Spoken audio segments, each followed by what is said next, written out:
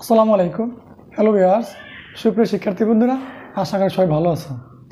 আজকে ভিডিও তৈরি করেছি ষষ্ঠ থেকে নবম শ্রেণীর শিক্ষার্থী বন্ধুদের জন্য এবং দশম শ্রেণীর এসএসসি পরীক্ষার্থী বন্ধুদের জন্য।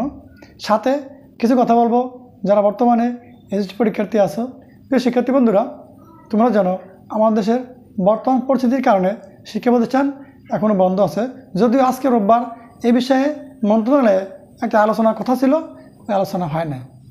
তাহলে বোঝা যায় যে পরবর্তী নির্দেশনা না দেওয়া পর্যন্ত বা দেশের সার্বিক পরিস্থিতি আরও ভালো না হওয়া পর্যন্ত শিক্ষা প্রতিষ্ঠান খুলবে না। আমি শিক্ষক হিসেবে তোমাদের প্রতি কী উপদেশ থাকতে পারে?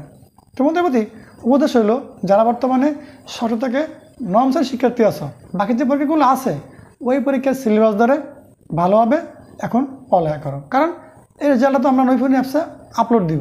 রেজাল্টটা খুবই গুরুত্বপূর্ণ। বর্তমানে তোমরা যারা দশম শ্রেণীতে আসো, তোমাদের জন্য উপদেশ হলো, যেগুলো পরীক্ষা হয়ে গেছে বেশ ভালো, বাকি যে পরীক্ষাগুলো আছে প্রাক নির্বাচনের ওই পরীক্ষাগুলোর জন্য ভালোভাবে প্রস্তুতি নাও।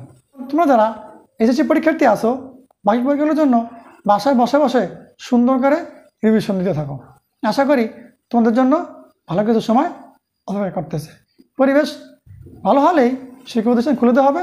তাহলে তোমরা সবাই সবার পাঠ্যপুস্তক নিয়ে বসে পড়ো, মনোযোগ দিয়ে পড়ালেখা করো, আর আমাদের সাথে থাকো। নিত্য নতুন ভিডিও নিয়ে আবার তোমাদের সামনে চলে আসবো। পর্যায়ক্রমে আমরা এখন যে পরীক্ষাগুলো হয় নাই ওই পরীক্ষাগুলোর উপরে নতুন নতুন ভিডিও নিয়ে আসবো। তাহলে সবাই ভালো থাকো, সুস্থ থাকো, আর আমাদের সাথে থাকো। দেখা পরবর্তী ভিডিওতে।